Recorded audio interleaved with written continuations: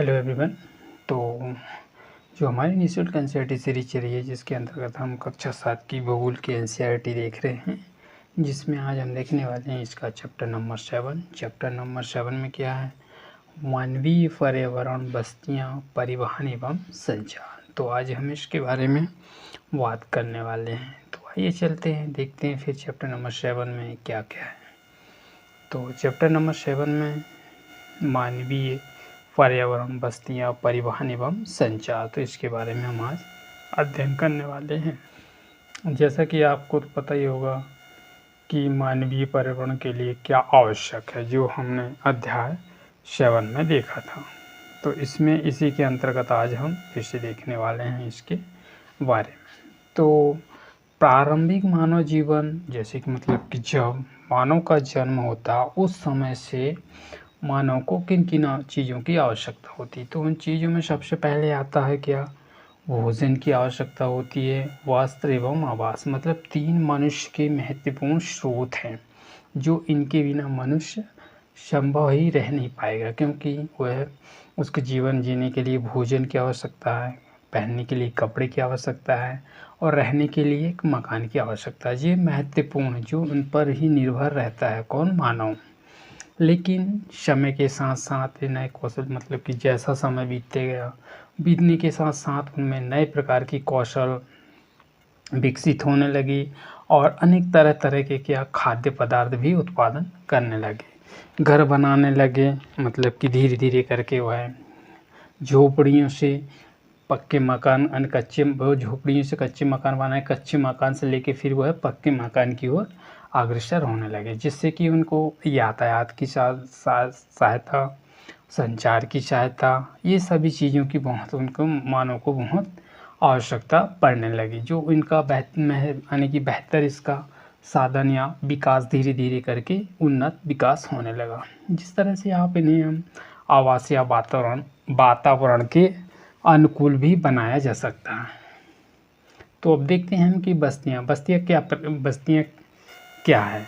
तो बस्तियाँ ये वे स्थान है जहाँ पर लोगों का एक समुदाय, मतलब कि बस्तियाँ का तात्पर्य उस जगह से होता है जहाँ पर लोग बहुत सारे लोग इकट्ठा होकर एक गांव या मोहल्ले के रूप में, यानी कि बहुत सारे घर एकत्रित अनेक घर बना लेते हैं, जिसे हम क्या कहते हैं? बस्तियाँ कहा जाता है। तो प्रारंभिक मनुष्य जो कि वृक्ष एवं गुफाओं में निवास करते हैं, मतलब कि जब मनुष्य रहना प्रारंभ किया था, तो वह कहाँ पर रहता था? वह वृक्षों में और गुफाओं में रहा करते थे, कौन? मनुष्य। तो उन्होंने धीरे धीरे करके फसल उगाना शुरू किया, फिर इसकी जगह पर स्थानीय घर बनाने लगे, मतलब कि जगह जगह ना जाकर वह फिर वहाँ पर स्थायी रूप से घर बनाकर रहने लगे। आवश्यक होना तो बस्तियाँ और नदियों के घाटियों के निकट वह धीरे धीरे करके नदी और वह नदी के किनारे जो घाटियाँ रहती, घाटियों पर वह निवास करने लगे, क्योंकि वहाँ पर्याप्त मात्रा में उन्हें जल उपलब्ध होता। मतलब जब नदी के किनारे जब रहेंगे तो उनको जल की पर्याप्त मात्रा में जल मिलेगा, जल की कमी नहीं रहेगी, और उस जल को वह सिंचाई के रूप में भी उसका प्रयोग करते थे, जहाँ पर वह और व्यापार, वाणिज्य एवं उनका निर्माण का कार्य भी विकास के साथ साथ मानव बस्तियाँ भी क्या होने लगी? वहाँ बड़ी होती गई, मतलब धीरे धीरे करके वह बड़ी होती गई। जैसे नदी घाटी के निकट बस्तियाँ पनपने लगी, मतलब कि कुछ जगह पर नदी की घाटी के किनारे 2 लोग रह रहे, 4 लोग रहे, धीरे धीरे करके वहाँ की उनकी संख्या बढ़ती गई। इस तरह से वह उनका विकास धीरे धीरे करके बढ़ने लगा या पनपने लगा। जैसे कि आपको पता होगा, सिंधु या टिग्रिस, नील एवं हवांगदी नदियों के किनारे बसा, मतलब कि ये नदियाँ हैं, इनके किनारे जो हवांगदी नदी के किनारे के विकसित धीरे धीरे करके वह है, इन सभ्यता के आधार पर इनको नाम से याद रखा जाता है, जैसे सिंधु घाटी सभ्यता। तो बस्तियाँ स्थायी या अस्थायी, बस्तियाँ 2 प्रकार की होती हैं, अस्थायी प्रकार की और स्थायी प्रकार की। जो बस्तियाँ कुछ समय के लिए बनाई जाती हैं, उन्हें क्या कहा जाता है? उन्हें अस्थायी बस्तियाँ कहा जाता है। जैसे कि घने जंगल, गर्म एवं ठंडे रेगिस्तान तथा पर्वतों में निवास करने वाली अक्सर अस्थायी जातियाँ रहती हैं। तो जो कि आखेटक मतलब शिकार करना, संग्रहण करना, स्तनधारी एवं कृषि एवं ऋतु प्रवास, यानी कि जैसे जैसे कृषि के आधार पर, या ऋतु प्रवास मतलब जैसे जैसे ऋतु बदलती जाती है ठीक उसी तरह उनका भी प्रवास एक स्थान से दूसरे स्थान पर होने लगता है। और स्थायी बस्तियाँ वो बस्तियाँ होती हैं जो हमेशा के लिए वहीं पर स्थायी रूप से रहने या निवास करती हैं, उन्हें स्थायी बस्तियाँ कहा जाता है। तो जैसे कि आप इसमें इस डायग्राम में देख सकते हैं। फिर देखते हैं हम इसके बारे में कि स्थायी जातियाँ कैसे होती हैं, स्थायी बस्तियाँ कैसे होती हैं। मैरी का जन्म था केक काटने के लिए, वह अपने मित्रों के तो गुरप्रीत की प्रतीक्षा कर रही थी। कौन? मेरी। तो आखिरकार वह धक्की या खांसती और हाँफती हुई गुरप्रीत पहुँची। तो फिर उसने बताया कि अत्यधिक यातायात जाम था, मतलब कि जहाँ पर जाने के वह आ रही थी तो उस रास्ते पर क्या था, अत्यधिक मात्रा में वहाँ पर लोग थे, जिसके कारण कि रास्ता जाम था, इसलिए उसको आने में वहाँ पर देरी हुई। तो मेरी की माँ मिसेस थॉमस ने गुरप्रीत को पीठ थपथपाकर गहरी सांसें भरी और हरे राम यानी शहर में प्रदूषण है, मतलब कि शहर में बहुत ज़्यादा प्रदूषण है, इस पर से प्रसाद हाल ही में गाँव में आया था। मतलब कि कौन आया था? प्रसाद हाल ही में गाँव में प्रवेश किया था या आया था।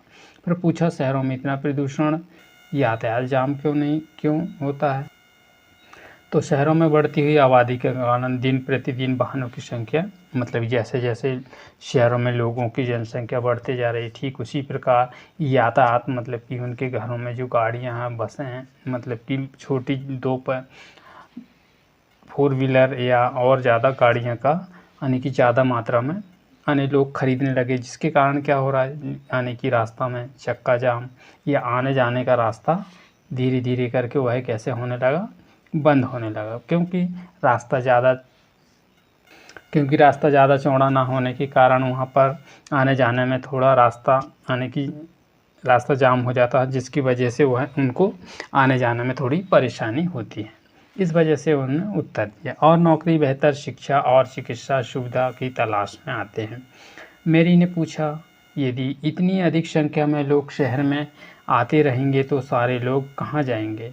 तो मिस थॉमस ने कहा, हाँ, कारण तो यह है अत्यधिक संख्या में, जिसके कारण कि वहाँ गंदगी और अवैध कचरे या कब्जे, बस्तियाँ, मतलब कि जो गाँव से आकर शहरों में जो किनारे में रहने लगे, जिसके कारण कि यहाँ छोटी छोटी बस्तियाँ दिखाई देने लगी, जहाँ पर लोग भीड़ भाड़ या अस्थायी स्वास्थ्यकारी परिस्थितियों में रहते हैं। शहरों में जल एवं विद्युत की कमी होने की समस्या है, क्योंकि शहरों में जल और विद्युत की धीरे धीरे करके वह कम होने लगी, जिसकी वजह से अच्छी सुविधा वाले स्कूल, अच्छे अस्पताल नहीं है, मतलब कि इनकी संख्या अधिक मात्रा में बढ़ने लगी, जिसके कारण कि यहाँ पर अत्यधिक मतलब कि स्कूल एवं अस्पताल जो होते हैं वह अच्छे नहीं हैं। लेकिन हमारे यहाँ बहुत सारी खुली भूमि है, सांस लेने के लिए ताज़ी हवा मिलती है। अरे दादा जी बीमार थे तो उनके शहर में अस्पताल में लाना पड़ा।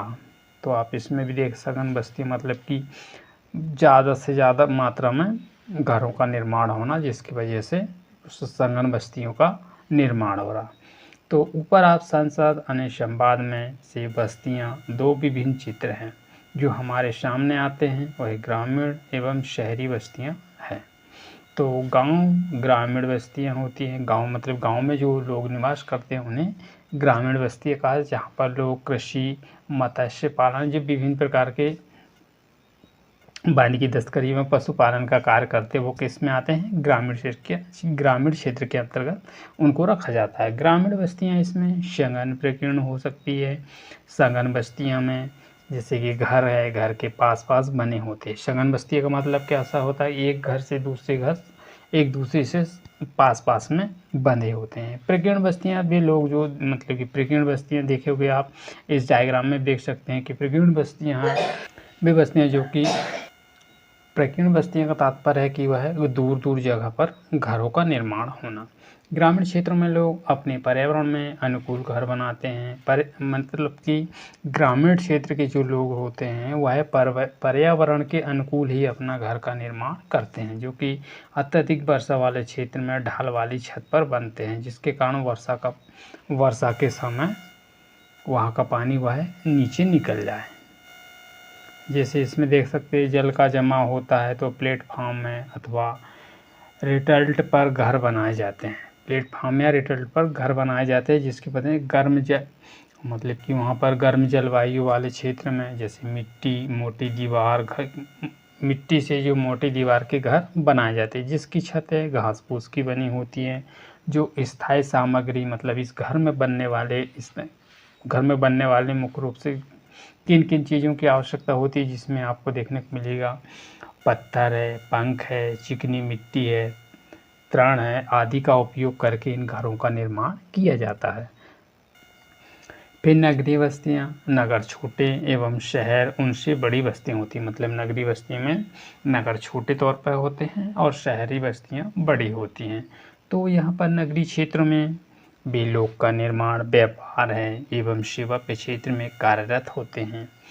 अपने राज्य में कुछ गांवों हैं, शहरों हैं और क्या है, शहरों के नाम दिए गए हैं जिसमें कि रिफरेंस मकान है। तो हम बात करते हैं अब किसके बारे में, परिवहन। परिवहन क्या है?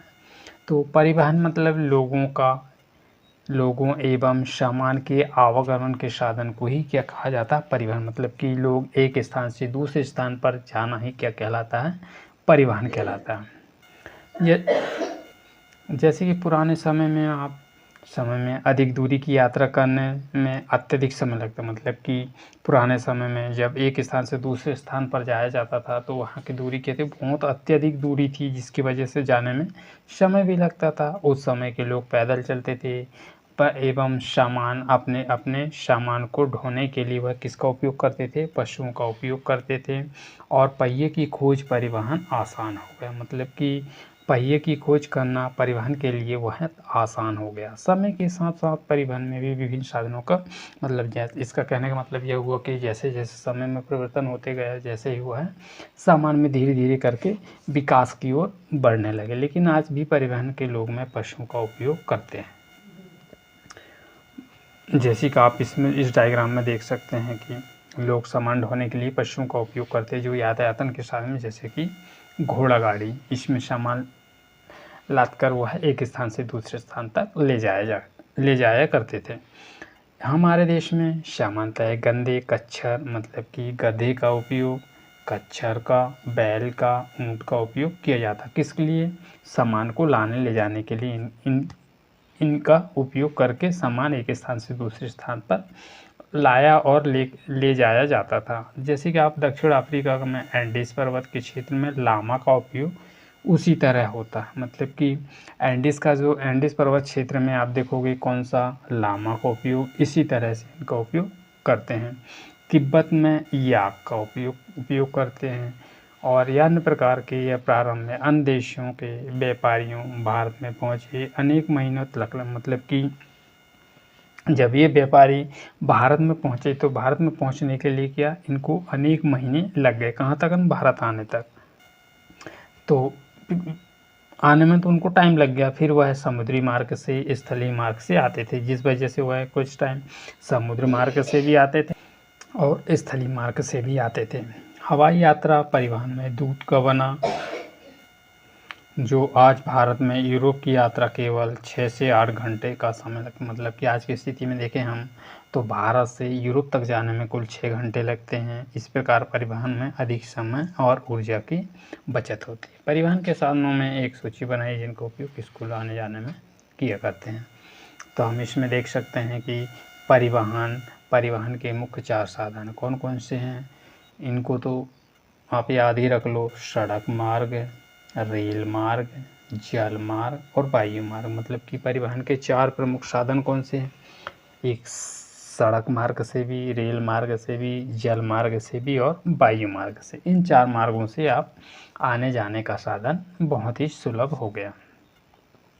तो हम इनमें सबसे पहले बात करते हैं सड़क मार्ग में। मतलब कि सड़क मार्ग क्या है। तो किस तरह से इनका, जैसे कि दूरी यातायात में सबसे अधिक उपयोग किए जाने वाला मार्ग कौन सा है, सबसे ज़्यादा अधिक से अधिक उपयोग किए जाने वाला मार्ग कौन सा है, सड़क मार्ग। सड़कें पक्की है, कच्ची हो सकती, मतलब सड़क दो प्रकार की हो सकती है, सड़क कच्ची भी हो सकती है और पक्की भी हो सकती है। जैसे मैदानी क्षेत्रों में और सड़कों का घना जाल बिछा, मतलब कि जहाँ मैदानी क्षेत्र है वहाँ पर सड़कों का बहुत घना जाल, मतलब जगह जगह पर सड़कें बनी हैं। जैसे मरुस्थलीय वनों एवं ऊंचे प्रदेशों, पर्वतीय क्षेत्रों जैसे स्थानों पर सड़कें बनी हैं। हिमालय पर्वतीय में जैसे मनाली और लेह राजमार्ग में विश्व की सबसे ऊंचे सड़क मार्ग कौन से हैं, विश्व के सबसे ऊंचे सड़क मार्ग मनाली और लेह राजमार्ग। मनाली लेह राजमार्ग जो विश्व का सबसे ऊंचा सड़क मार्ग है। यह भूमिगत सड़कों में भूमिगत मार्ग है, इसे भूमिगत मार्ग भी कहते हैं। जैसे कि फ्लाईओवर उपस्थित संरचना के ऊपर बनते, मतलब इसमें फ्लाईओवर इस प्रकार की संरचना द्वारा बनाया जाता है, इसमें फ्लाईओवर के ऊपर ही बनाया जाता है, जिसमें आने जाने में दिक्कत ना हो, मतलब व्यक्ति आसानी से एक स्थान से दूसरे स्थान पर जा सकें। पक्की सड़कें और कच्ची सड़कें, जैसे ये पक्की सड़कें, इसमें आप देख सकते हो ये कच्ची सड़कें, इनको दर्शाया गया। तो अब बात करते हैं हम किसके बारे में, अब बात करते हैं हम रेल मार्ग के बारे में। रेल मार्ग क्या है, रेल मार्ग की तीव्रता, मतलब रेल मार्ग की तीव्रता, कम खर्च, लोगों के आवागमन में भारी सामान का ढोने का कार्य होता है। मतलब कि रेल मार्ग में सबसे ज़्यादा इसमें कार्य क्या होता है, लगेज ले जाना, मतलब कि सामान का ले जाना ही किसमें होता है, रेल मार्ग।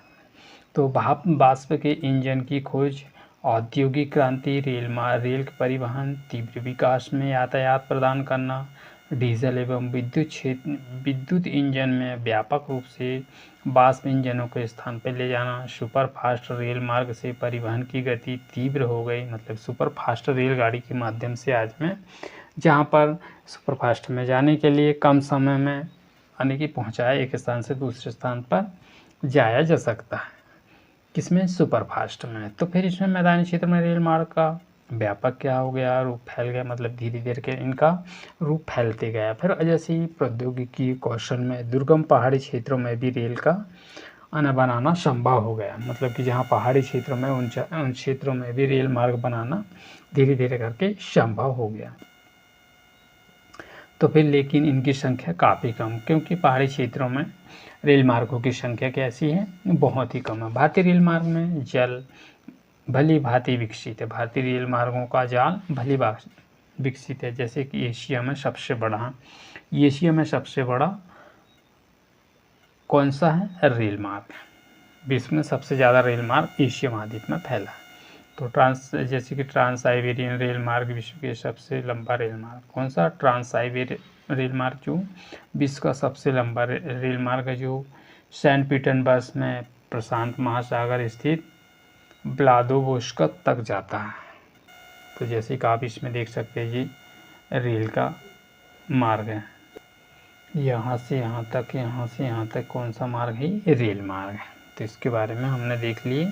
अब बात करते हैं हम किसके बारे में, अब देखते हैं हम जल मार्ग कि जल मार्ग क्या है। तो आप पहले ही पढ़ चुके हैं कि प्रारंभिक समय में परिवहन के लिए सबसे ज़्यादा किसका उपयोग करते थे, जल मार्ग का उपयोग किया जाता था।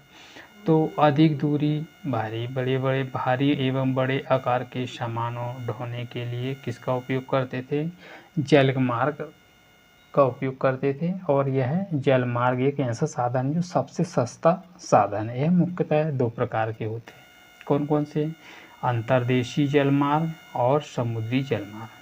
तो यहाँ पर एक सवाल बन सकता है कि जल मार्ग कितने प्रकार के होते हैं, आपको ये पता होना चाहिए। जल मार्ग दो प्रकार के होते हैं, अंतर्देशीय जल मार्ग और समुद्री जल मार्ग।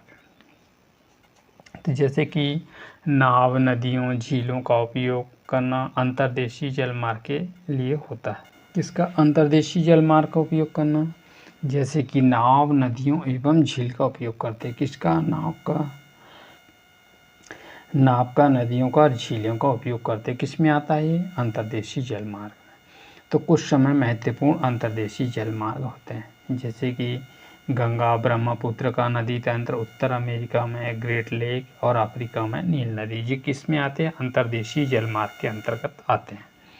तो समुद्री एवं महासागरीय जलमार्ग का उपयोग सामान्यतः व्यापारिक माल को एवं सामान को एक देश से दूसरे देश तक पहुंचाने के लिए इन मार्गों का पत्तन से जुड़े होते। पत्तन मतलब हवाई पोर्ट, यानी कि पोर्ट का स्थान होता है जहां पर जहाज का रुकने का स्थान होता है। यह विश्व में सबसे महत्वपूर्ण पत्तन है जो एशिया में सिंगापुर एवं मुंबई, उत्तर अमेरिका में न्यूयॉर्क एवं लॉस एंजिल्स, और फिर दक्षिण अमेरिका में रियो डी जेनेरियो, और अफ्रीका को कौन सा बंदरगाह है? अफ्रीका का आप कौन सा देखोगे? डरबन एवं केप टाउन बंदरगाह। फिर ऑस्ट्रेलिया का सिडनी पोर्ट है। यूरोप का लंदन में, जो विश्व के प्रमुख पत्तनों में से एक है, या इन पत्तनों के नाम से भी जानते हैं। जैसे पर्यावरणीय, मानवीय पर्यावरण और बस्तियां हैं, परिवहन एवं संचार। तब देखते हैं हम जल मार्ग के बाद अब बात करेंगे हम वायु मार्ग। 20वीं सदी के आरंभ होने विकसित एवं परिवहन का सबसे तीव्र मार्ग कौन सा है?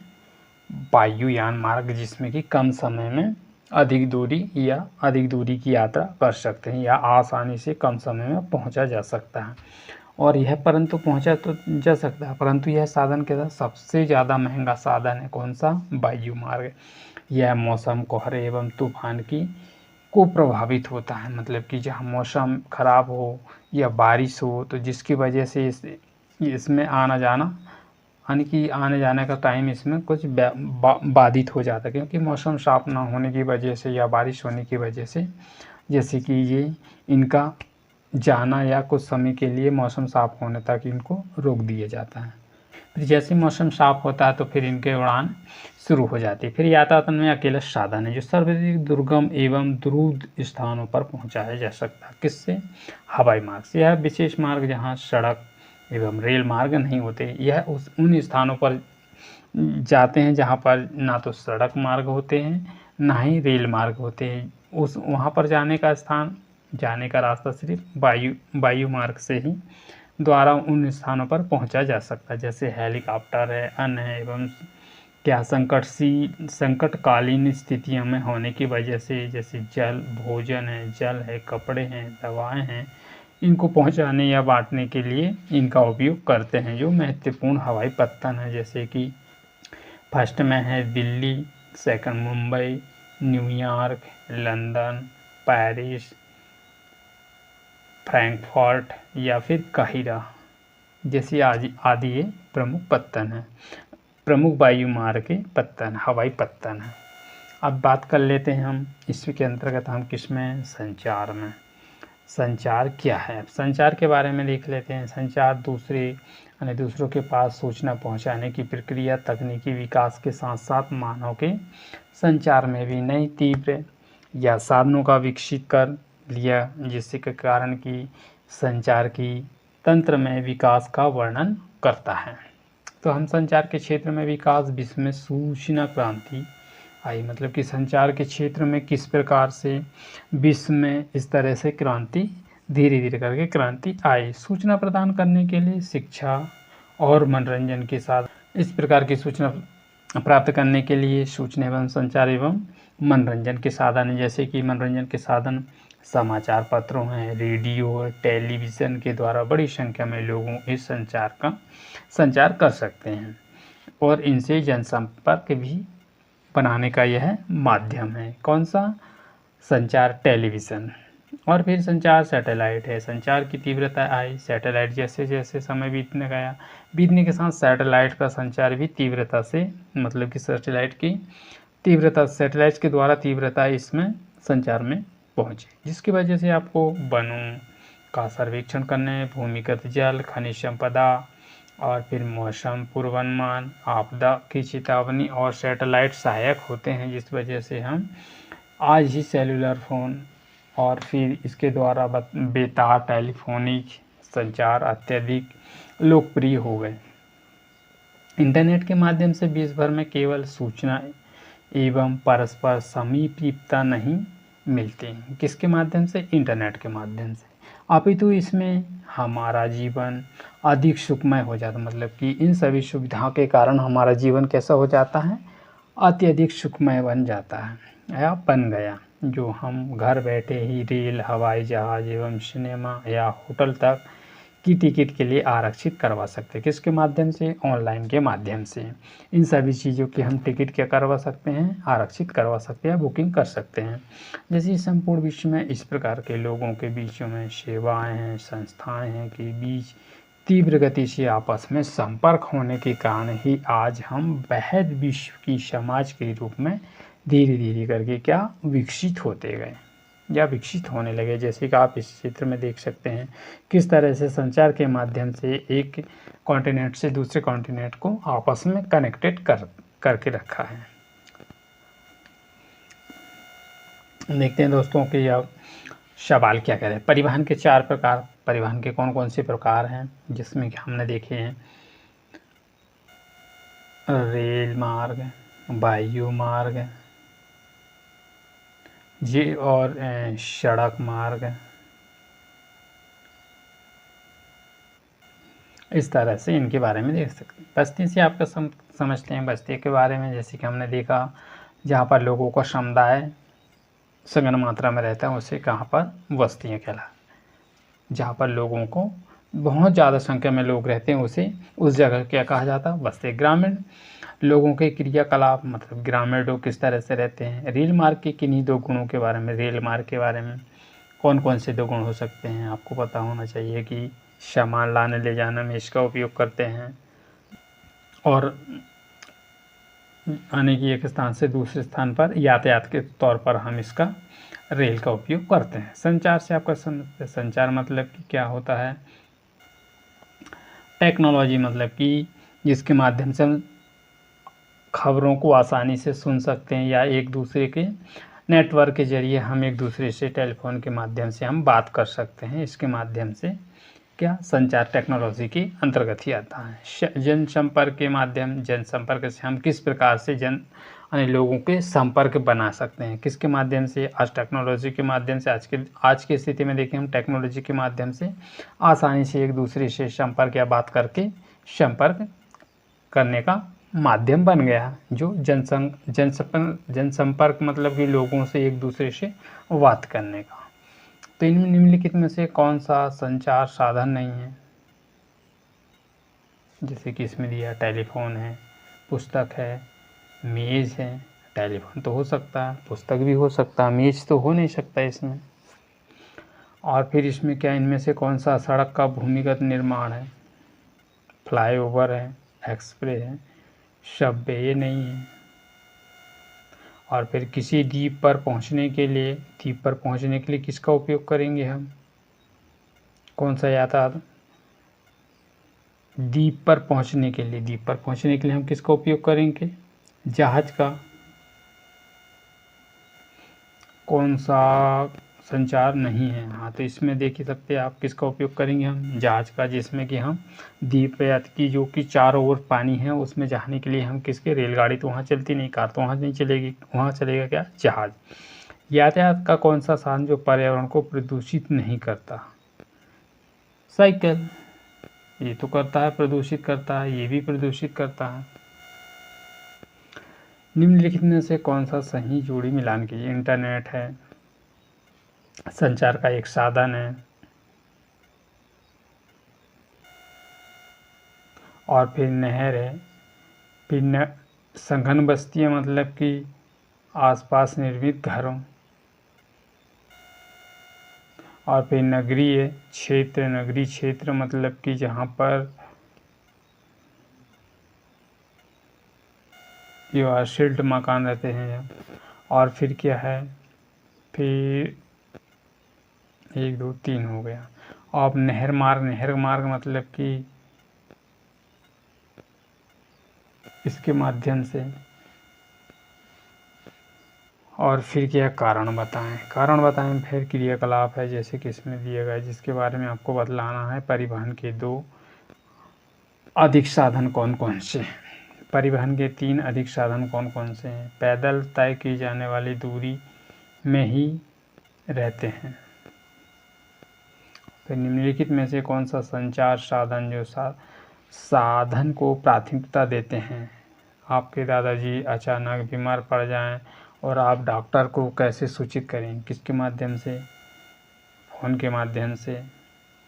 आपकी माँ पुराने घर को बेचना चाहती है और आप इस संचार को दूसरे तक कैसे पहुंचाएं?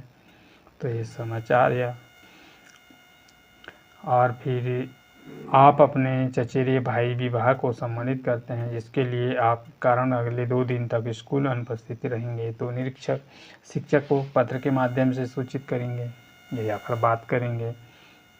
तो इस तरह से ये बतलाया गया है इनके बारे में। तो दोस्तों सेशन कैसा लगा? आज हमने देखे चैप्टर नंबर 7। आने वाली 2-3 क्लासों में हम देखेंगे कि हम कक्षा 7 की भूगोल की NCERT कंप्लीट कर लेंगे। तो सेशन कैसा लगा? सेशन यदि पसंद आए तो इसे लाइक करें, शेयर करें और चैनल में आप नए हो तो चैनल को सब्सक्राइब कर लें। तो मिलते हैं फिर नेक्स्ट वीडियो में। Thank you for all of you. जय हिंद। हाँ, कमेंट ज़रूर कीजिएगा कि फीडबैक के तौर पर कि वीडियो आपको पसंद आई या नहीं आई। यस या नो में कमेंट कीजिएगा। Okay, bye.